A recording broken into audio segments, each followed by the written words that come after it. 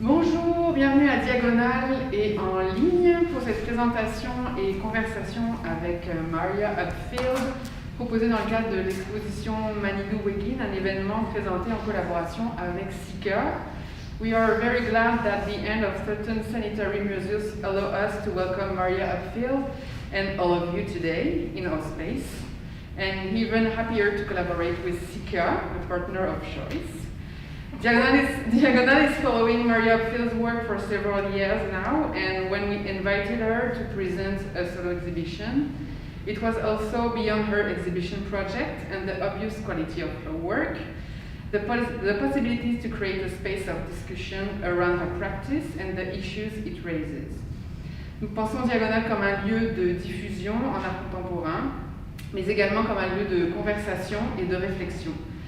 La semaine dernière, nous organisions une conférence autour des contextes de présentation et de récit des objets et artefacts issus des nations autochtones. Aujourd'hui, c'est la voix de Maria Hupfield qui va résonner dans nos espaces. I won't take more time and I'll let Maria Ray from Sika say a few words. Hello, hi everybody, thank you for coming to our internet audiences, to our future recorded audiences, and those present. It is the first. Well, it's an occasion of first, so thank you so much, Maria, for your flexibility and figuring out the logistics of this event. It's the first time that Seek has been on site for a number of years, but in particular this year. It's also the first time that we've been on site, not on Concordia's campus. So for the past couple of years, as so many of us have been doing, we've been gathering via Zoom digitally. So it's really quite a pleasure and I would say a privilege to be here sharing breathing space with you, Maria, but also with your work and with those of you who could join us today on what is the first spring day, I would say, that feels spring as we approach the equinox this weekend. So thank you for coming indoors for a while to share what is also, I think, a warm space. So with that preamble, my name is Maya. I'm the convener of Conversations in Contemporary Art. It's my third year doing so during COVID.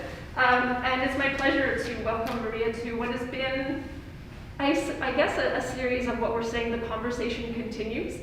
And that's kind of a literal sense. You know, we're continuing to find ways of gathering. And as I mentioned, we normally do so on campus or online. And we do so in the community of Laurel, which is Gazebo land.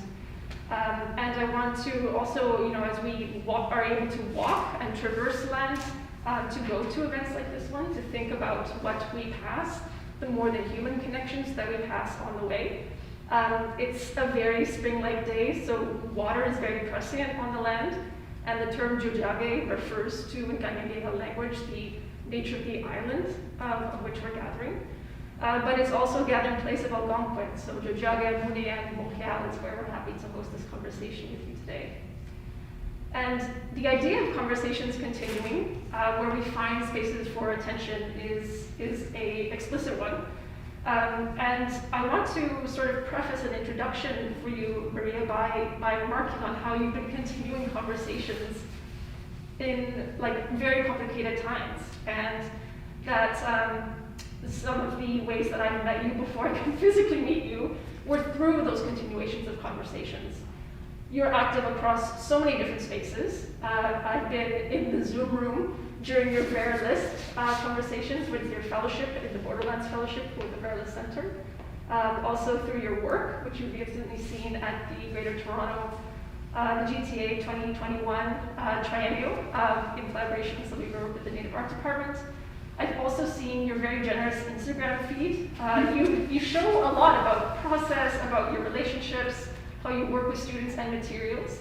So you continue conversations all the time. And we're happy to host you to do it in this space with us.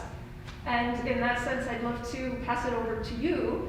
But also, you know, as a precursor to let us know like how you're feeling today. What are you looking forward to in terms of this iteration of conversations you've been having all along? Yeah, good question. So, hello. It's really good to be here today. Thank you, everyone, for joining and attending this event. And for those of you in person and online, I'm going to ask if you're here in person, please come closer. I'm going to start in this area, and this feels pretty special, a bit of a treat. Because we have a small audience, I'm just going to ask that we put our hands out, and if your fingers are touching, you're too close. So since we are together, and I'm officially double vaxxed and boosted, I'm going to now reveal my face, and you will be able to see my lips and my mouth. So, hello. When in the mojo, wabasi quenin deja cause wabajin do down, wasaxin the tonjaba, Toronto and Dow. It's really good to be here, and Nishnave Minawajaganash. We drove down today with my husband Jason Lujan, who's also my collaborator with Native Art Department International, and we arrived here at 3:30 and to this beautiful welcome. So it's so gorgeous out here in Montreal. I'm just so much enjoying the sunshine and taking it in. So what I'm going to do is take you through on a very special walkthrough of this exhibition, which I saw for the first time in person today. We've installed it online, and so that's part of these conversations that were mentioned around how we adapt to the times that we're in. And we're going to start here with this banner, which is a solidarity banner.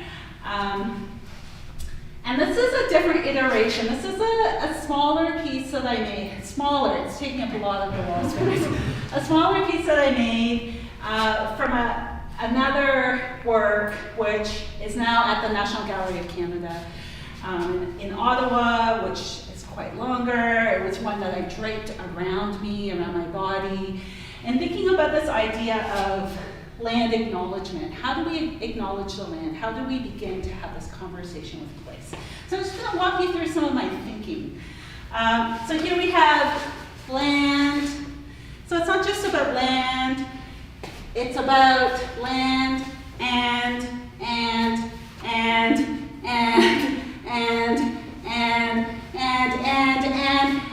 so on. All the things that connect to it.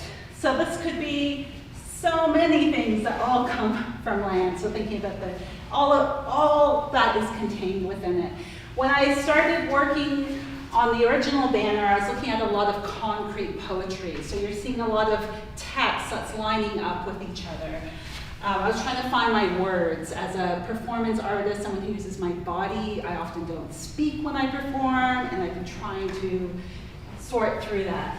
So this next section, originally when I did this, I wanted 4 separate banners, and I made it on one piece. And in the end, I realized, no, they're going to stay together, right? They're not going to be 4 separate banners. So here, so anyway, with this one, it was really important that in thinking about how to be an accomplice to Indigenous people, how do we work together, how do we have strength and difference, that we come together around this idea of solidarity. So I wanted solidarity to be in line with each other. Here we've anchored it in the corner, so it's really a strong point of intersection. So speak solidarity, build solidarity, radical solidarity, awake solidarity, action. So that ends with action. Plus, putting things together. And then this big word, which if you know what it is, you know what it is. But if you don't, this word, Gichi Odenanun.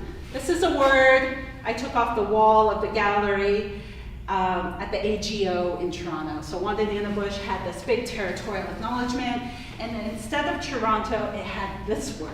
And I was like, what's this word? What's it mean? So Gichi means big or great, and this word means community.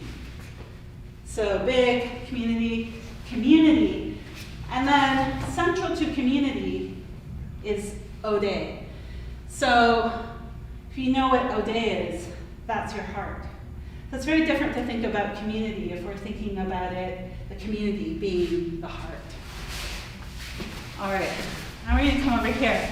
I need my helper, my strawberries to come over here.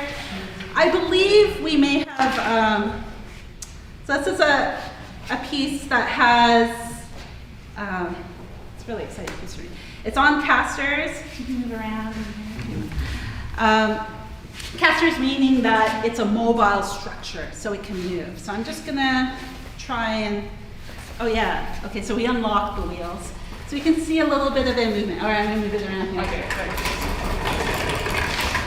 And what I like about this structure is it's kind of at my height, kind of, maybe. And you're able to see that things like fringe, this is very like old school fringe, it's kind of burlesque, very feminine, allows me to own my own sensualities, to feel really at home in my body. It's just taken a long time for me to come to that place in my life journey.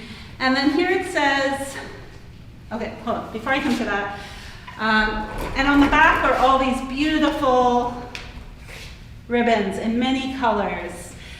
And the thing about the fringe and the ribbon is that it doesn't really make a lot of sense until you see it in motion. When you see it in motion on someone like a dancer, then you understand how it can really extend movement. So I'm interested in that, this idea of an extension of movement. So this piece is a work I made quite a while ago when I was living in Brooklyn, New York. And it says, you need a mirror to read it, to see yourself. It says, Lloyd Oxendine, native New Yorker. And so when you live in New York, you hear this phrase all the time about being a native New Yorker.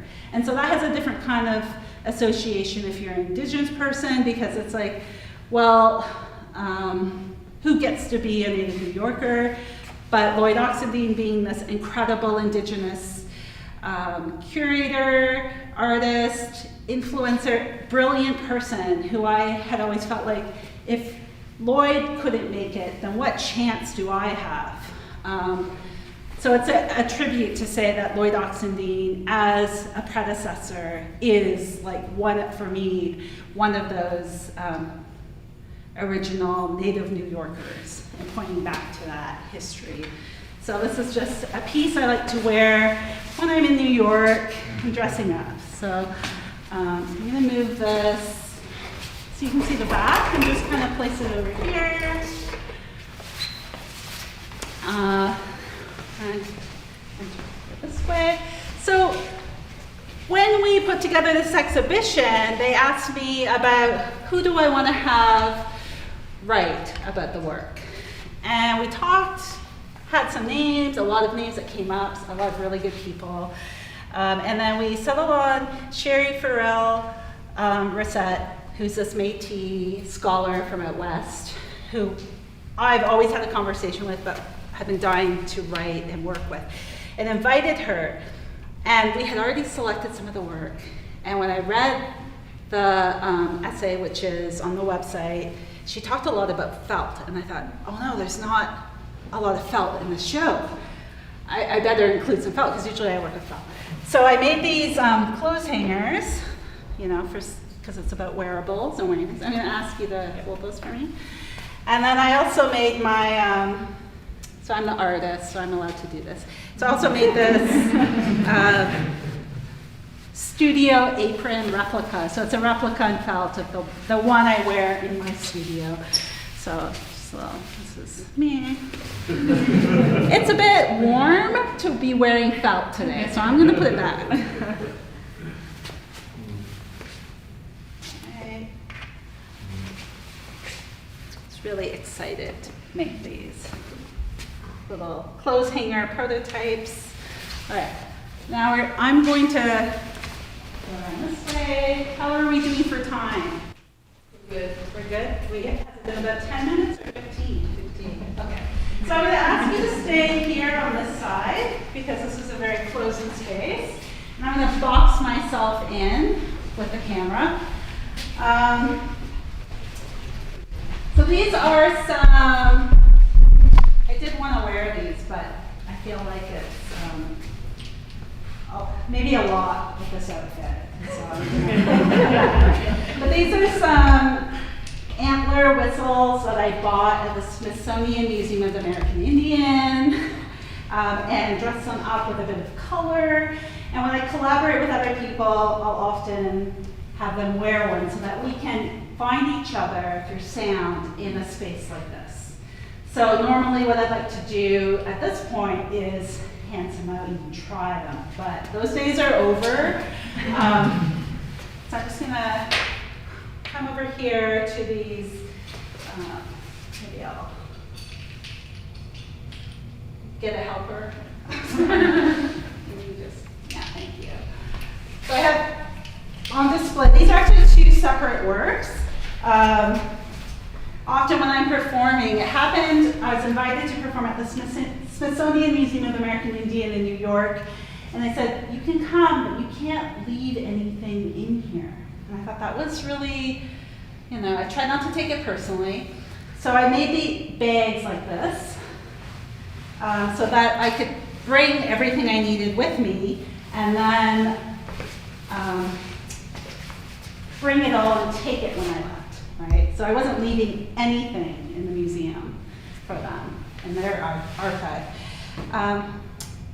Yeah, so let's see. Okay. Nice! So I have a little prize here. This is a catalog of a show I curated in New Jersey on water called The First Water is a Body. There's a poem published in here by Natalie Diaz with a lot of other Indigenous artists from the US and Canada who have all made work around water. So this lovely prize today. If anyone can tell me the name of this exhibition. I know it's on the door, but written backwards. Okay, trick question. Anyone from watching? No. Wait, is that a hand up? My bad. I wouldn't dare try and say it. Okay, you know what? So the title of the exhibition is in Anishinaabe, which is an oral language. So when we see it written, it's often, written in many different ways. But I'll share. We can see it right here. It's behind the camera. It says Manidoowegin. So Manidow. I'm going to say that a couple of ways, and I want to see if anyone recognizes it. Manitou. Okay, my husband in the back recognizes it. Anyone else? Have you heard of, how about using two words I said today? Gitchi Manitou. Has anyone heard Gitchi Manitou? Okay, again, the Chiricahua Apache. You can't win this. We have too many at home. Okay. Great spirit. Ooh, okay, great spirit. Yeah. So Gitchi, is big or great, and Manitou means spirit. So the title of the show, I know the write-up is in the corner, so you weren't able to have the cheat sheet. But it basically means a spirit cloth. So that was the term that Sherry had in the essay, and we were like, that's the name of the show. We're going to have spirit cloth. Okay, so this is for you. Very good. All right. Yay. We'll put these back. That felt appropriate because this design on the bag, this abstraction zigzag, is an abstraction of, you probably recognize it, water, right? So it's,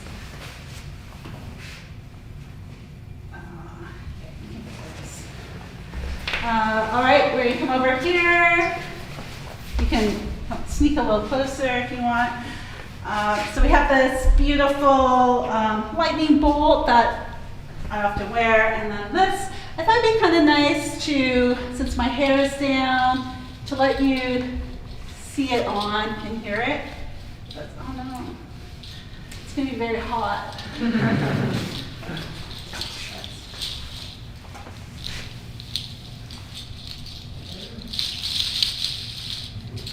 So these are just, oh, it sounds great. It sounds so good. These are Unity pins that I remember they used to give them out at every event in Toronto, just like a medicine wheel to show balance, and the 4 directions, very Anishinaabe. Obviously this is not my spring or summer hat, but just wanting to embody balance with this.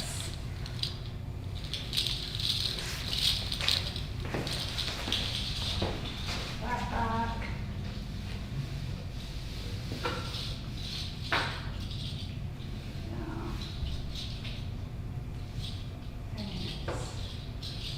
Looking good. Okay. This is the most Instagrammed work from the show. I was not sure about tagging it. This shirt was after the Trump election in the US. I was living in the US at the time, and I said, this was not the president who I moved here for. I had moved there when Obama was there, so I want to go and see what that's about. So there's a street in Manhattan called Canal Street where they're often selling shirts, and it often reflects what's going on at the time. So once that election happened, we saw a lot of shirts like this. And when I saw it, I immediately thought of James Luna and a work that he did where he wore a similar style shirt. And I thought, okay, I bought 2. I didn't know what I was going to do with them.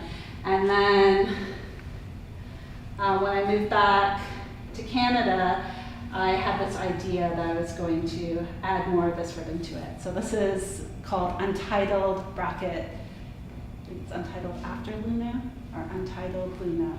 So as a sort of tribute piece to the late James Luna, who was an incredible artist and a mentor in a lot of ways because of his generosity and also his strength and his fight to continue as one of the first Indigenous performance artists. So it felt good to have this. This work here is from a project I did with collaborator Charlene Vickers, someone who I met when I was living on the west coast of Vancouver. He's also Anishinaabe, one of the first other Indigenous artists who I started to collaborate with. That felt really amazing. So we kind of had this Laurel and Hearty routine because we're very different, but also had all these connections. So what you're looking at are the penny that each of our respective pennies from Vestige Vagabond, and our headphones with our extra hair for extra strength, braided real strong. And then these are just some little shakers or shishiguans, so we could, keep rhythm. Share that. And then when we were performing, we also often had our own Walkman. There's only one here because Charlene has hers, but I have her Anishinaabe Moen tape in here. So does this work? So a lot of the questions I've been asking about how do you take work like this that's living and alive and part of that performance is into a gallery space. How do I display it in a way that it doesn't become fixed or dead or lifeless? So I had to come up with a lot of different strategies, and this is one way of showing something that's between, it's not on the wall like a painting, it's not in the space like a sculpture, but it's sort of between, so it's leaning. And then this idea of using unfinished, everyday material that also is from construction, so it's in process. And it's also, what I love about this is that it's made for the body. It's this size, because this is, I'm not gonna do it, but the biggest size you can make that you can carry, right? So that's what I like about using these materials, that they are meant that you can handle them. Okay, and then lastly, I'm gonna come over here to this piece, which is triangles. I created these triangles out of sequins when I was working with a musician who is a really good friend based out of New York, and does a lot of keyboard and singing, electric gin. I actually brought her to Montreal when my show was here, the one who keeps on giving, and she performed live in the gallery while I went around and activated things. So we really had to have a synchronized connection. So we rehearsed a lot together. And we made this for a performance we did at the Brooklyn Museum that had this huge 50-foot banner that fell down that was red, and it said, "The kind of dream you've never seen." Thank you. The kind of dream you've never seen. So that was the name of the piece. So we would wear these.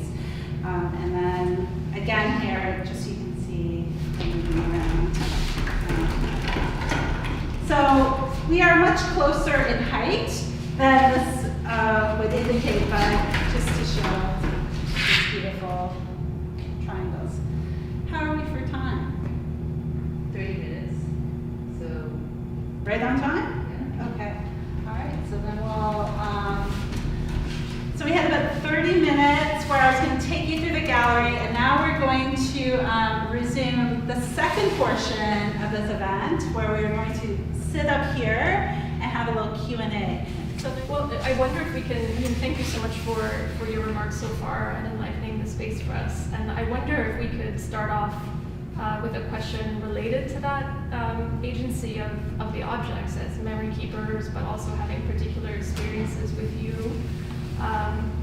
And when pieces are in storage or acquired with recent acquisitions, for example, at AGO, are there notes that you have in that form that sort of talks about how they'll be hosted in storage spaces or in collections when things are shipped? Yes. yes. Well, it depends on the work, on the piece. So some work, when I finish with it, it's done, and it does become more of a sculpture. Mm-hmm. Although now more and more I'm realizing that point of knowing when it's done may change even for me. Mm-hmm. So for example, I had this gorgeous, heard this story about a spiral. So you can see a spiral, it's just a geometric form, right? It's just a spiral. But then when I spoke to Alan Corbier, it really came alive. He said, well, you know, Maria, the spiral is that moment before underwater panther is about to surface and appear from the water, and that's how you know, because you see the spiral. And when I heard that, I'm like, I want to be underwater panther. I want to be, so I made the circle, put jingles in the spiral, cut a head flap in the middle, and then so I could pop my head out in the middle like underwater panther. But then when I made it, I took some photos, and I quickly realized that I didn't want to perform in it. I couldn't, it just, I felt like it was maybe a poncho. So I sent it to my dealer, I was going to sell it, I can let it go. And then we put in that contract of sale that I could still access it in the future for performance. And of course the museum is like, oh yes, Maria can come and wear it for us in the museum and do a performance. And we really put that to task for an exhibition, the one who keeps on giving at the power plant that traveled, because to their credit, they packed it up, put it in a truck, drove it to my community. I wore it in a video, I had it in a video. My sister Deanne wore it, created it back up, drove it to Toronto, did another performance, recorded that, and then it continued to travel with the exhibition, but it also became used in this other video work. So that's the example of when we started to look at that and think about that language around it. So now whether that's something that continues through me, or if that's another thing where I say, well, how do I expand that out? It's something I'm negotiating and thinking I appreciate your willingness to answer what maybe feels like a logistical question. But I also think that, you know, it gives us insight into your ongoing relationship for pieces and the care of them when they are in collections, when you may not be there, but you're connected to them in that sense. But then, would you say that then, like, for example, with the anecdote you just shared, that there's a certain amount of the objects helping you figure out a performance and changing it along the way based on those logistics, or how you're feeling at the time and the site? I think I understand what you're saying. Yes. So for sure, I will return to works, and or maybe a better way of putting it is that when I make something, it's a very intuitive process. I'm like, this belongs with this. I want to see these together. And that'll be very clear to me. I'm like, oh, I want this to be an apron, or I want this. But I don't always understand. And this is, you know, something that I realized because I was living in the U.S. Because they have a very different system. They're not, you know, there's not a lot of grants for artists. So you're not always creating work knowing ahead of time what the end result is going to be. So in the US, I wouldn't be like, oh, I know I have to make this for this end project. Like, I have to have it fully realized before I can do it. So in that way, it opened me up to just make whatever. So I would make these things, all kinds of things. That's, you know, I made the jingle boots, which felt really ridiculous to think of, like, putting these jingles on these boots in my mind. But I just wanted to have sound. And then afterwards, I think of a performance, and it's through, you know, I talk about thinking with your hands, or it's in the making, that I then began to think of these other, what I'm calling now is a kind of like story work around it, and that those narratives may shift and change, but each performance I do is very specific to the occasion and to the site, right? Like, I think to walk through an exhibition, even of the same work, if it's in a different gallery, a different layout, with a different group of people, it would be a different experience as well. Right? I adjust it, and I think that's the life and the living part of it, the performative part of it, the performance part. Yeah, absolutely. I would love to extend the floor to others who might have questions or curiosities for Maria, and I'll have a check on the Instagram Live as well to see if there's okay, so take a moment while she checks. I only walk through, I don't know if there's anything but questions. Yes. Well, Yeah, nice, was it?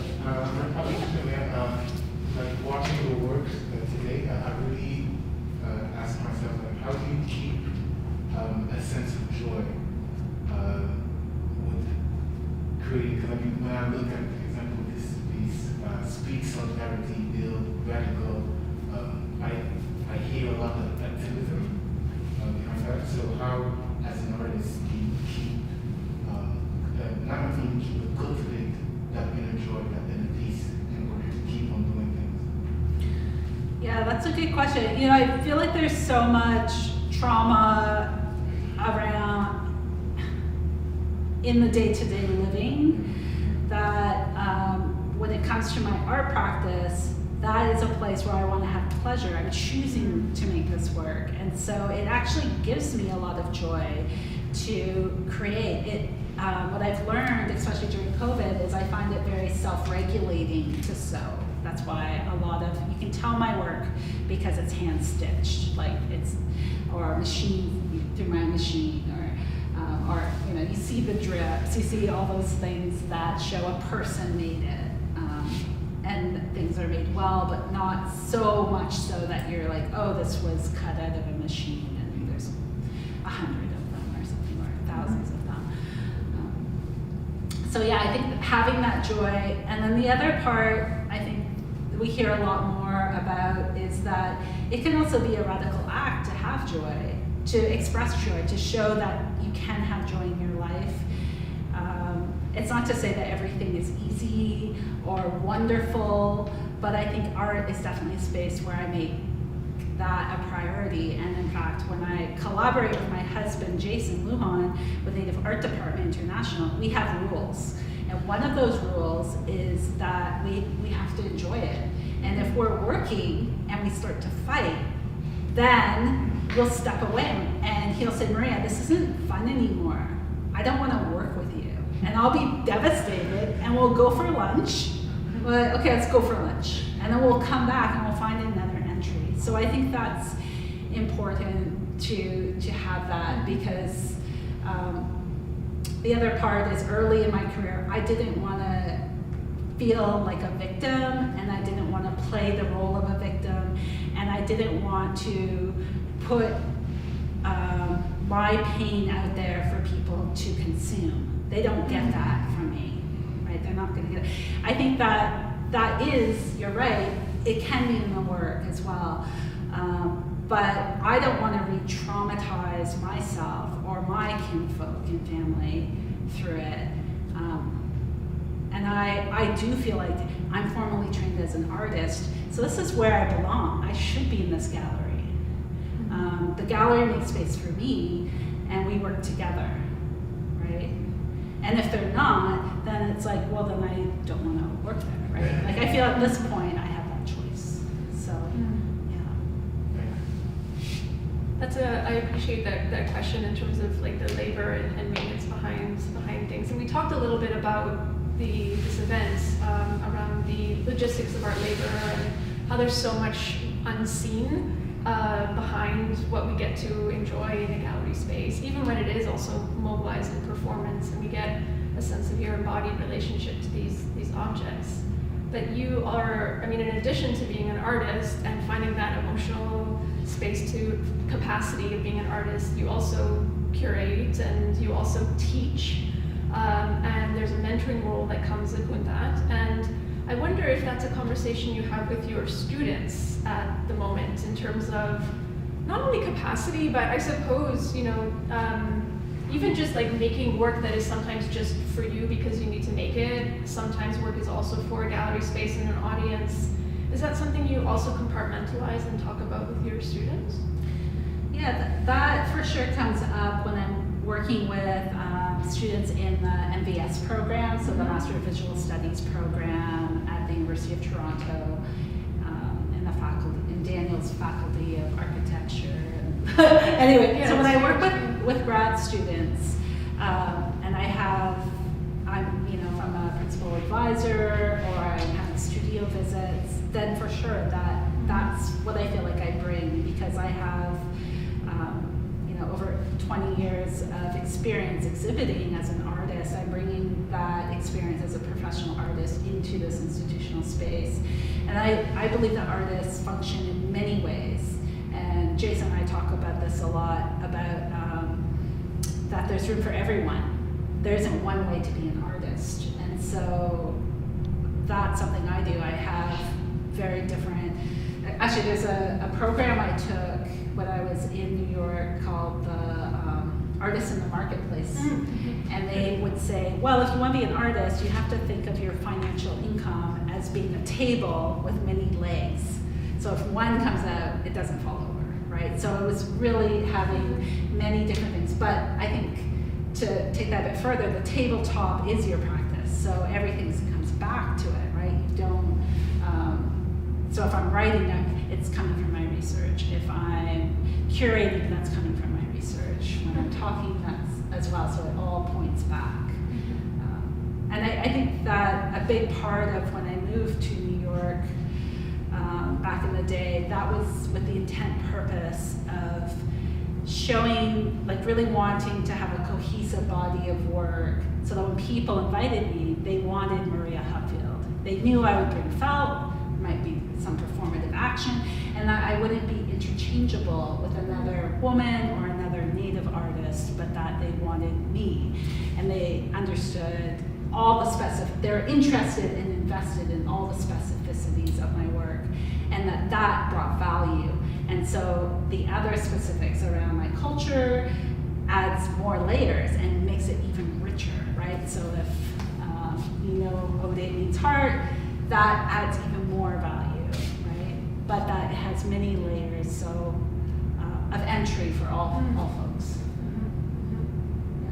But what I do try to do early in my career was avoid aesthetic signifiers that would be so culturally coded that people would shut down, that they were only interested in it for a cultural experience, that they wanted to consume it for that, and they weren't going deeper. And I think that I'm at a point now where some of that's changing a little bit for me. Like, I will introduce myself with my nation now, but there was a time where I wouldn't, because I didn't want to perform that. But now I feel like I can bring all of who I am into a space. You had your hand up. Or back to Jason. I wanted to ask you to elaborate a bit on the two V words. Oh, the vestige vagabond? Yes. Yes, I feel like you're interviewing me again. We just had an interview recently together. And you can see it on our Facebook. Yeah. So the two sport pennies, one says vestige and the other says vagabond. So that work really came out of a performance I did with Charlene that was specifically in Santa Fe. And it was, so that was our own language. I mean, I think there's a lot around words that start with V, like just all kinds of things. Just really wanting to show that we're mobile, that we move, that we, not in a nomadic way, but maybe a migratory way of moving in cycles. In vestige, like things on the surface might not always be what they are. For that work, I also feel like I want Charlene here with me to talk about it. But really, that, we liked it. We liked saying vestige vagabond. We like this idea that we're these vagabonds and we have this vestige. We just like the way it sounded. So we went with that, yeah. And there is a graphic reference to your work there with the V. Oh yes, the triangles. Yeah.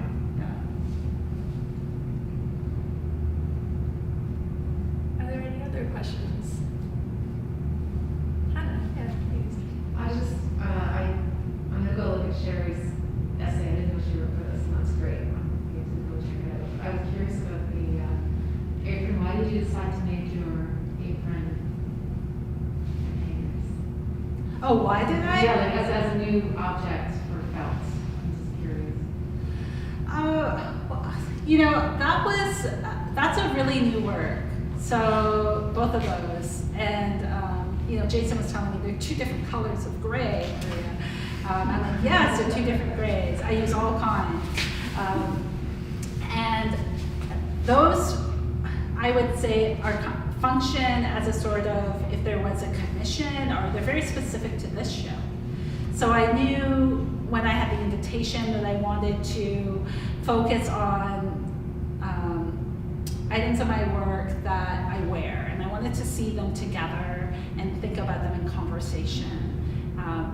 And then at Christmas, when we had that second lockdown, it became very real. We're really going moment to moment. Like, is the show going to happen? Can we have it? Can I come? I had to basically cancel everything in January. I thought I was driving here.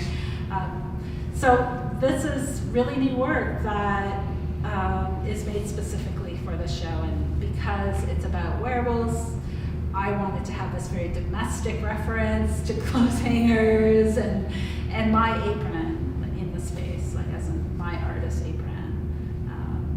And it's been so nice to have the occasion to display the work together, because then I can think about how things are talking to each other and how to display. So that work, and then the two bags, and even with the Unity hood, we had to, through FaceTime, we had to think about combining, like, are we going to show the bags together? Where are we going to put the apron? And there was a moment where we're like, we're not putting the show, and I said, the apron has to be in the show. So, so we had to figure it out. So I think those are the kinds of very real logistics that you have living in the space. I mean, now that I'm here, I'm like, of course, it always belonged. This is how it was meant to be, right? Well, I love that you included hangers. Yet those are the only hangers, and it's all of the different sort of suspended, arranged elements. But then when you're interacting with the forms, I wonder if you've ever done or would consider doing a performance, or if you do performances with the wooden forms, because it's kind of like, it made me think of like David Copperfield magic or something, like spinning this around, look at the backside, look at the backside, but they're really fun when they're activated. Yeah, right? Thank you so much. It makes me so happy to move these structures around. I had a show at the Herd,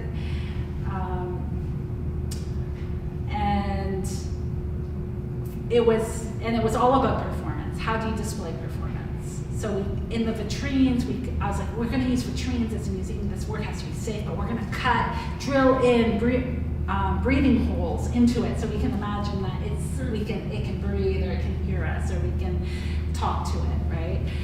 And this was the other strategy. Was I came up with this design, and we had them fabricated, and that whole exhibition was meant to be that I was going there 3 times, there'd be 3 performances, and then we couldn't do that. So I haven't had the occasion to really move them around, and that's why every chance I get, I'm like moving them around. I just love the clear casters, like these details. I'm just like, yes, this is a beautiful, and they're so well fabricated and beautiful. And yeah, they're sculptures in themselves, right? Definitely. Absolutely. Yeah. I don't know, maybe it wouldn't be me activating everything, maybe I would have some helpers. I don't know. Maybe I'll have the chance to do that coming up. But really, this is one of the first times. This and the Toronto Art Fair, where I was able to move them around a little. There's an interesting, where you were just talking about the interaction and the moving around of these sculptural components, and it made me think of the dual gazebo piece that you had in the Greater Toronto Art Fair in 2021, and the work with the Native Arts Department International, and how that worked with the aesthetics of, well, for those who didn't see it, it was the large dark painted gazebo-like structure, and they were in, honestly, very stressful to explain or discuss and work in front of the artists. Or both. Would you like to describe it? But the point I'm getting at is the work itself was not accessible in terms of like physically approaching it and going within the gazebo structure, the dual structure of the gazebos. It was cordoned off, and the show was really, I think, mostly seen by folks between particular waves of COVID, where there were so many like signs of like do not enter or specific ways of viewing and engaging work. Is that something that you're continuing to think through as well as we experience works differently with that memory of COVID and accessibility? Yeah, well, so that was a very specific work that Jason and I, when they send the invitation, they asked us about, is there a project you're already working on that has been affected by COVID? So, and there was. We had another double gazebo that was outdoors that people could access that was in Markham. And so we then thought, well, why don't we do another iteration for MoCA, but this one you can't access it. In fact, it was painted flat, this special flat black paint. What was he's passive. It was like, I want to try, but I'm not going to. The special black paint, I think Anish Kapoor, anyways, flaming before.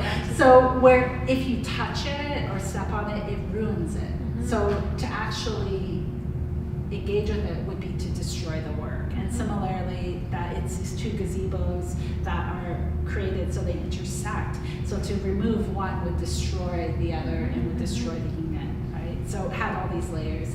And that actually had an AR component where you could scan a QR code and see it and project it in whatever space you're in. So you could have another kind of encounter with it, even though you couldn't physically engage with it. So yes, that was absolutely a work that was about the COVID moment, and that we were looking at for the work, like the work that you're seeing in here. So much of my own practice is about being in person, and that hasn't been afforded to me. So a lot of the exhibitions I've been focusing on have been how do I have really been going back to existing work and thinking about them and thinking through them and reassessing them and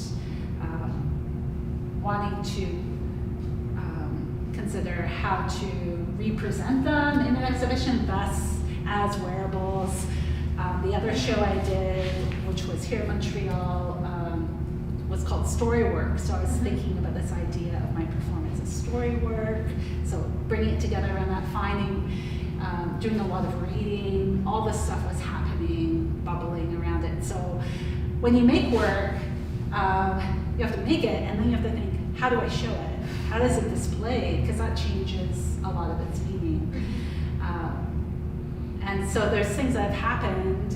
For example, the Lloyd Oxendine piece over there used to be like 2 straight up arms.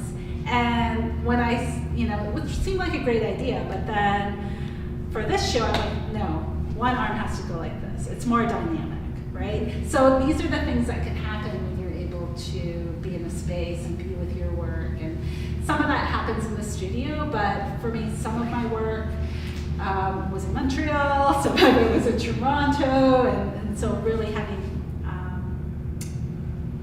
thinking of the gallery as a sort of laboratory or a place of investigation where you can piece that together, or as a stage. That's another thing I have to think about it, as a stage where I'm performing in.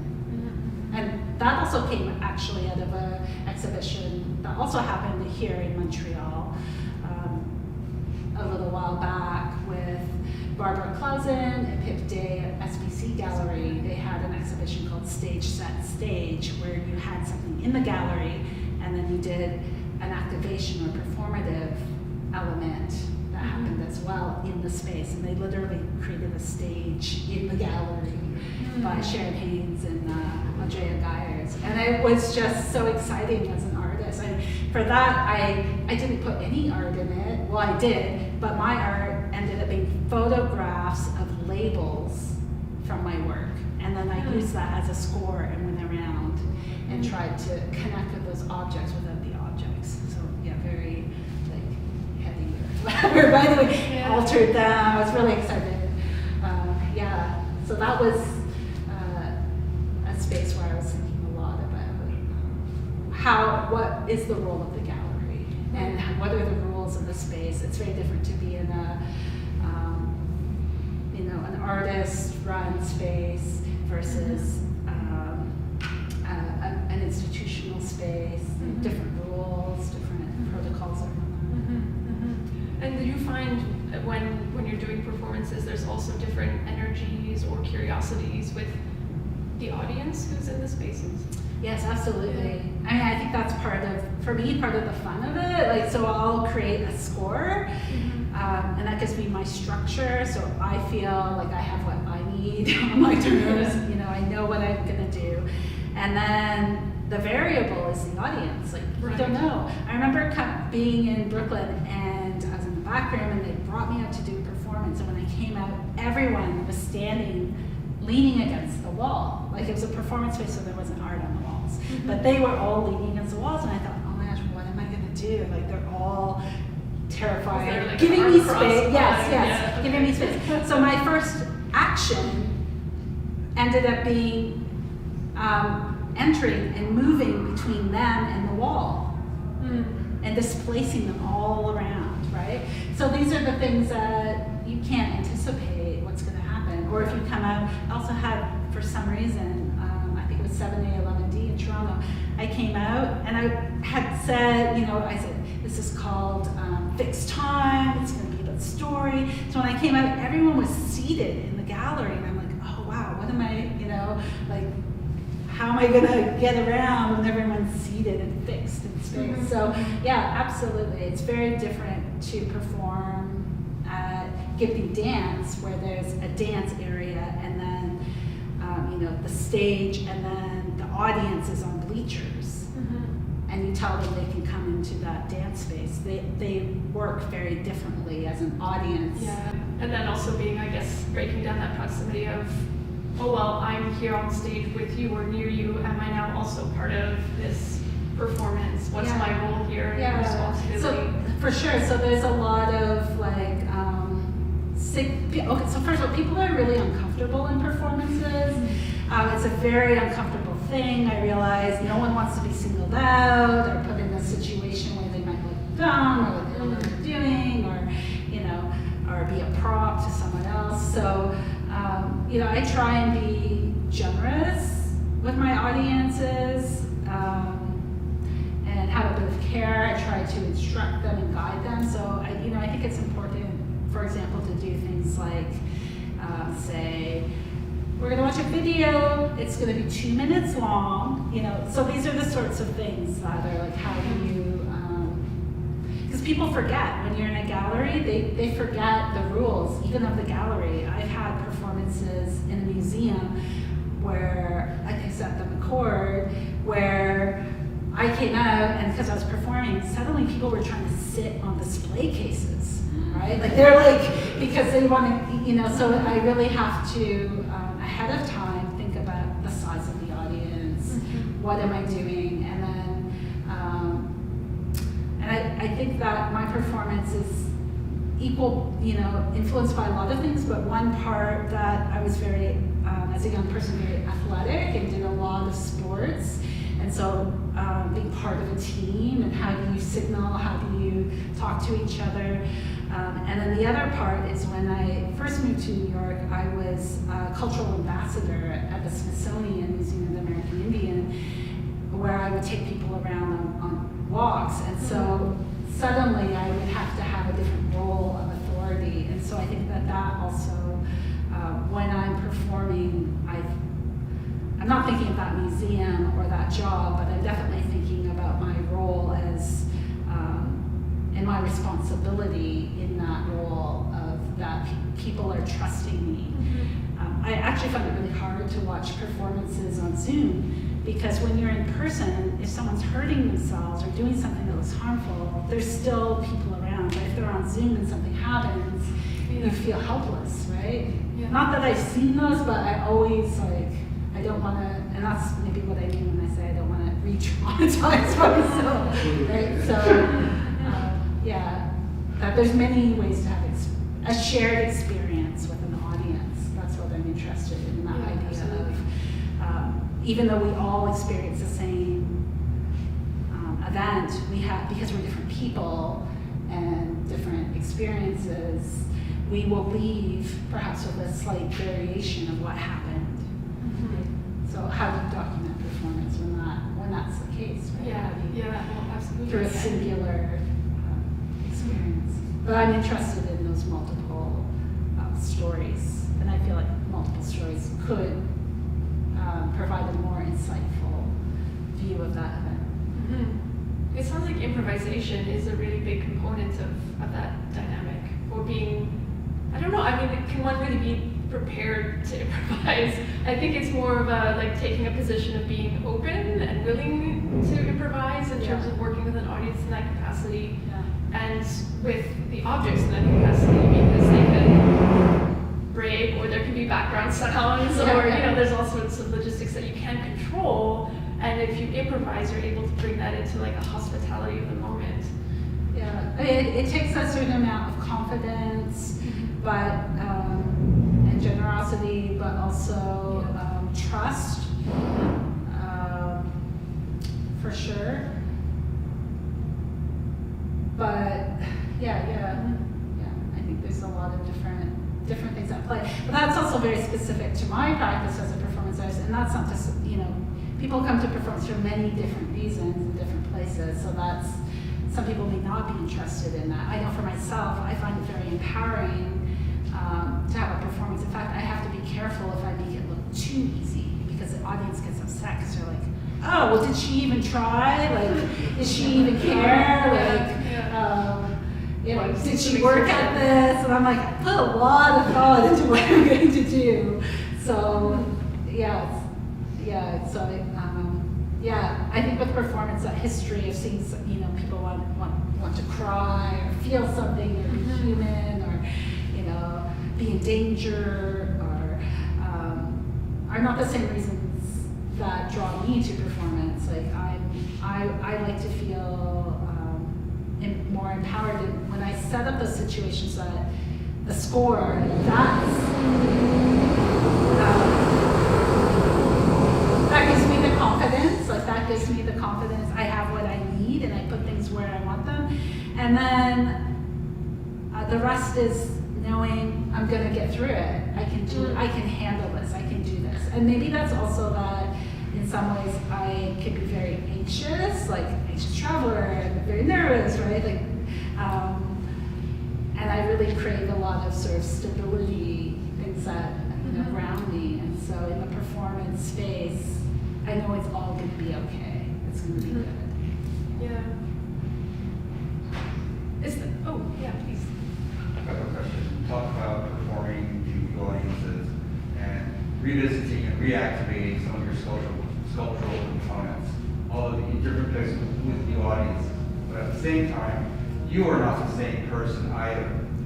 Can you walk us through maybe what your thoughts, what you're thinking of in those moments when you revisit these artworks for the second or third times and reactivate them? Yeah, that's thank you, dear. I mean, very simply, probably just, it's a life. Like, it's me, it's a life for me. Like, I'm encountering these and living through things. There's also, I would say, with my own work, a lot of a layer of autobiography that happens as well. That's private, right? So there's my own reasons why I'm doing this for myself. That may be very personal, and no one else may care or be interested or want to know or be invested in those things. Not saying that they're not important, but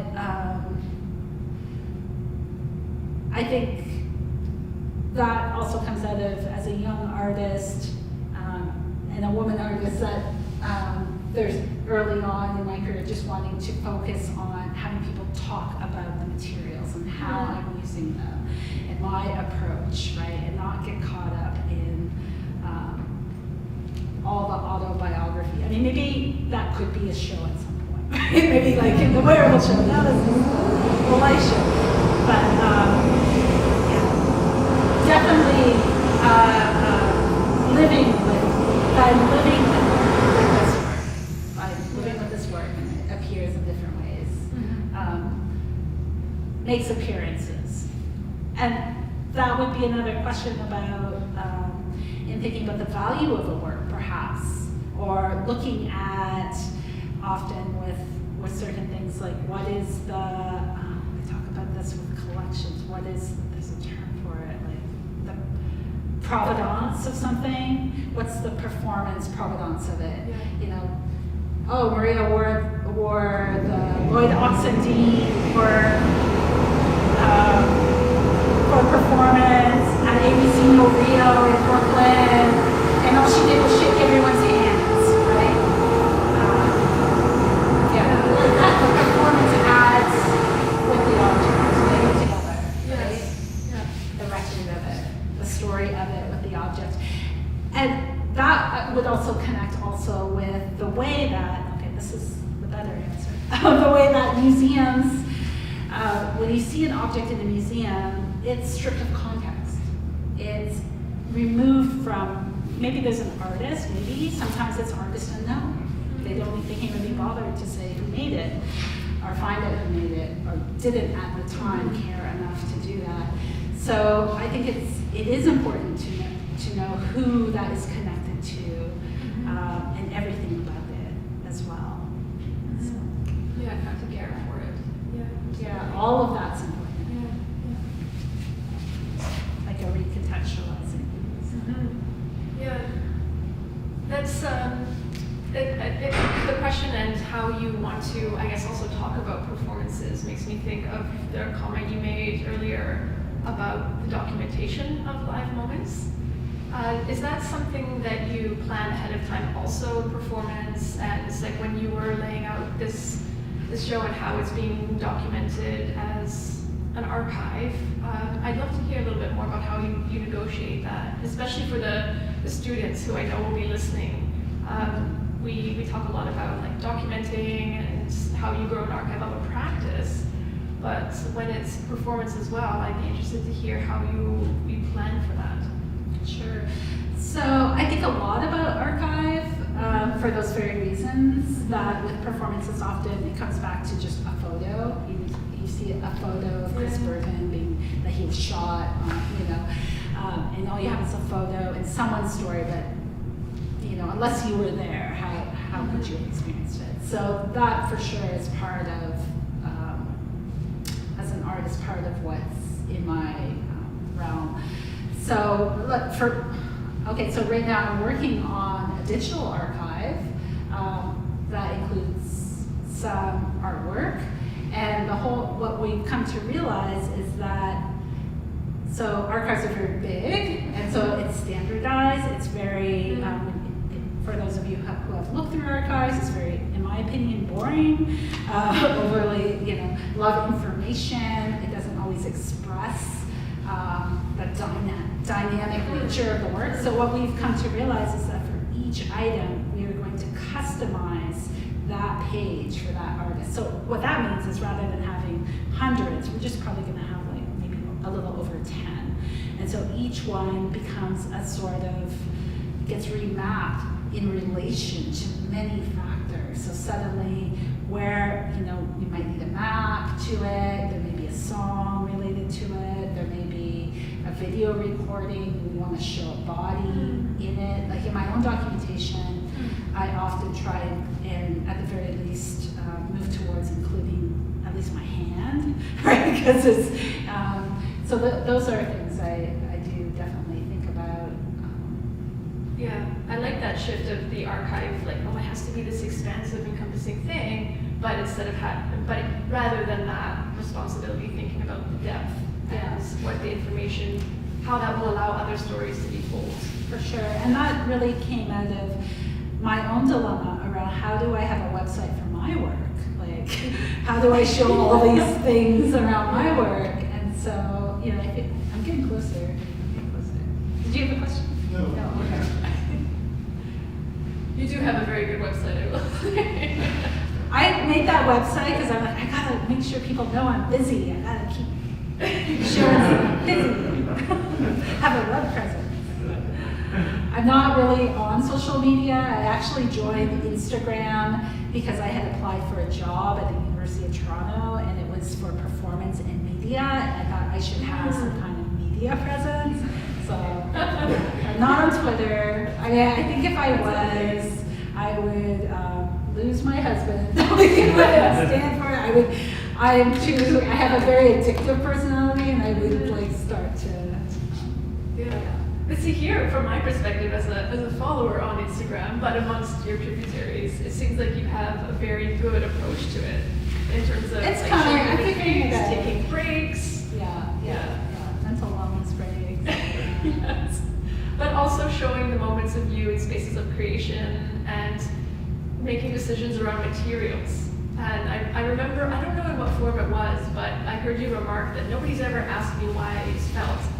And I think in this show, especially with the piece of writing with Manidoowegin, it's very explicitly discussed. Yeah. And I see, in those moments on Instagram that you do decide to share, you're working with the felt and you're cutting it and it's thick and it absorbs you and your gestures, and I see how that comes across in a different way. So it's a generosity on the things you post like that. But I wonder, and maybe this could be like a meta winding down question, because I have no sense of what time it is. 5 minutes. Okay. Are there questions that you're surprised you're not asked in relation to your material practice or installation choices? Why you use certain materials or not? I always feel like what we're not asked is sometimes an interesting question to just address. I mean, I don't know if it's what I'm not asked. Maybe there's things I'd like to be asked sometimes. This is a kind of tricky question right now because I feel like we're in, like during the pandemic, that it's a different, the way things were before is a different moment here. The other thing that happened recently is I relocated 6 months before the pandemic to Toronto, so I went back home, and then 6 months after, so we moved back home, started this whole, getting situated, and then things quickly shut down, right? And so, I feel like for me, it's very different as an artist, a very different experience than someone who perhaps has been in the same place for a long time, and then they're like, oh, now I can just be in the studio all the time, right?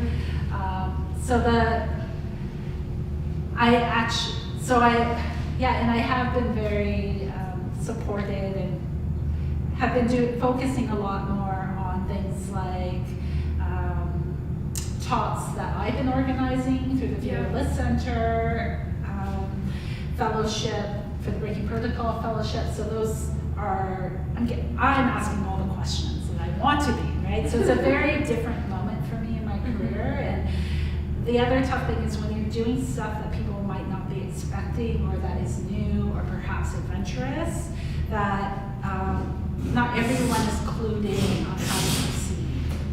So now I feel like I've done things a couple of times where now those questions are happening. Like, I think in person I would often get asked about why I felt, Joseph Boys, blah, blah, blah, blah. But I wouldn't get reviewed in that way or written about, work wouldn't get written about. And they were usually confused about, this Native woman, we don't know what she's doing, right? She's not doing the things we're expecting or we want her to do or perform for us. So it's taken a bit of a moment for that to happen. And the other thing I've been doing a lot more of during the pandemic is, of course, reading a lot and really looking back into my own, reassessing my whole practice and inventory and bodies of work. The other thing has been, because I'm teaching, I also do a lot of guest critiques with different master's graduate student programs. So right there, you get asked a lot of really exciting questions. You have a lot of conversations with people who are so excited to be making work, who are at the cusp of their career, trying things out, who are eager to do things. So that percolates a lot, and there's a lot of good questions. Are there any final questions from the audience? I don't want to be the one to ask the last question if there are others percolating tomorrow. I think we're good. Yeah. All right. Well, Who was the Charlene in Santa Fe? Who is Charlene? No, what's her last name? Oh, Charlene Vickers. Yeah. Okay. Yeah. I knew it was Charlene Peppers. Oh.